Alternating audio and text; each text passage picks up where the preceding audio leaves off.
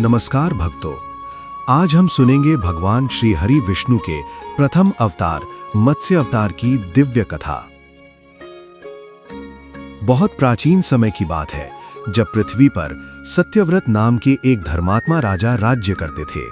वे सदा सत्य बोलते, प्रजा की सेवा करते और भगवान विष्णु के अनन्य भक्त थे। एक दिन राजा सत्यव्रत नदी में स्नान कर रहे थे। वे भगवान को जल अर्पित कर रहे थे। तभी उनकी अंजलि में एक नन्ही सी मछली आ गई।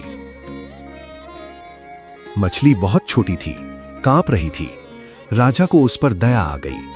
उन्होंने प्रेम से कहा, डरो मत छोटी मछली, मैं तुम्हारी रक्षा करूंगा। राजा उसे अपने कमंडलू में ले आए, लेकिन अगले ही दिन मछली बड़ी हो गई। कमंडलू छोटा पड़ गया तो राजा ने उसे घड़े में रखा। घड़ा छोटा पड़ा, फिर तालाब, फिर झील और फिर पूरी नदी भी छोटी पड़ गई।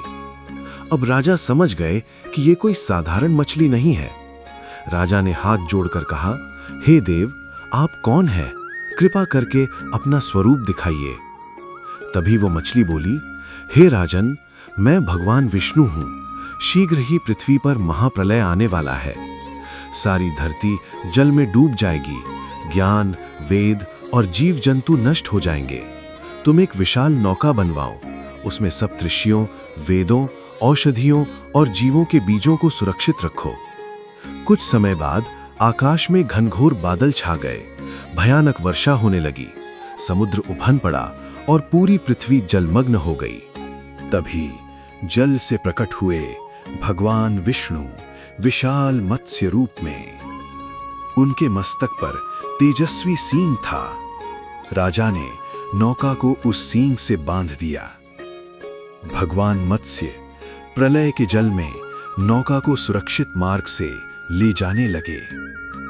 उसी समय भगवान ने राजा को धर्म, ज्ञान और सृष्टि के रहस्य बताए।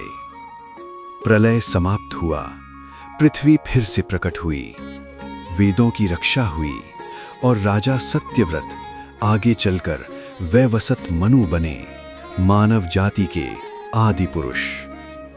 भक्तों, मत्स्य अवतार हमें सिखाता है, जब जब संसार में धर्म और ज्ञान संकट में होते हैं, तब तब भगवान किसी न किसी रूप में आकर रक्षा करते हैं। जय श्री हरि विष्णु, जय मत्स्य भगवान।